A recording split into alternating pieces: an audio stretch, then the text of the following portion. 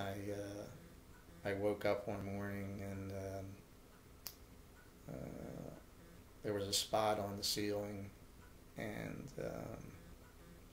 when I blinked my eye, the spot dispersed like almost like a thing of Hershey syrup would do when you pour it into milk. It just dispersed all over, and here it was blood in my eye.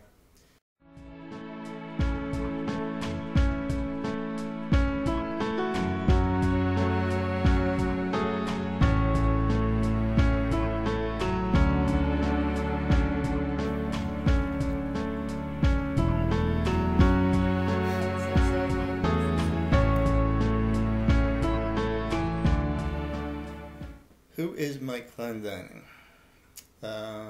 Mike Clendenning was born way back when, in June of 1961 in Camden, New Jersey.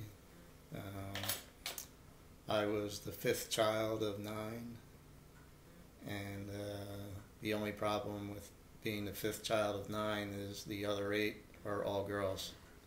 So I'm the only boy out of 9 children. And of course, I'm smack dab in the middle of all 8 of them. So I have 4 older sisters and 4 younger sisters. Family life was just as normal as anything could be back in the 1960s. You know, we were raised Catholic and had a fairly happy childhood, and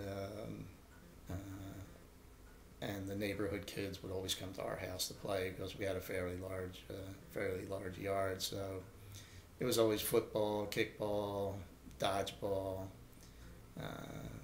We grew up with a built-in pool, so in the summertime it was nonstop in the pool.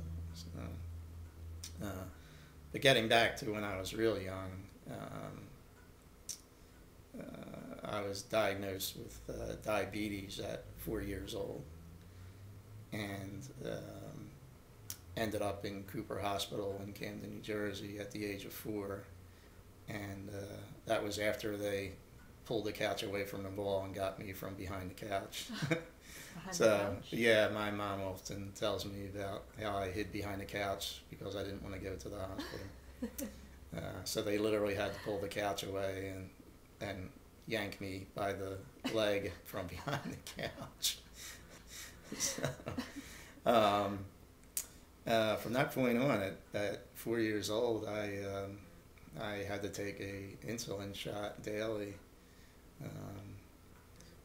which back then the needles weren't exactly as sharp as they are today.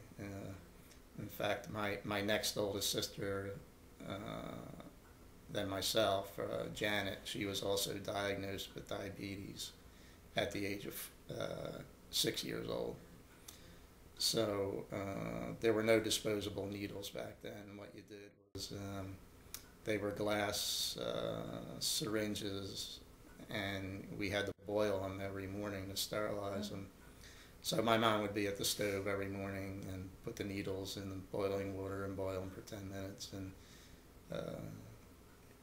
then we would get our shots before we went to school when we were school age.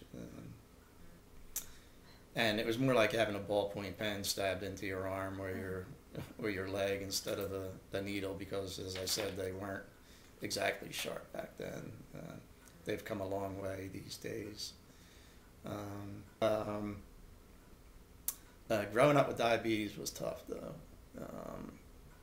A lot of the times you just didn't feel good because of the swings in your blood sugar levels, which back then, again, they didn't have the technology that they have today to measure blood sugar.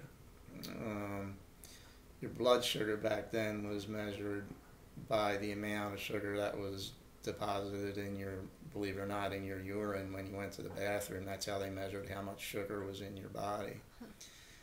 And you had to do a test, supposedly 4 times a day, and it was just a mess, and it was not accurate at all.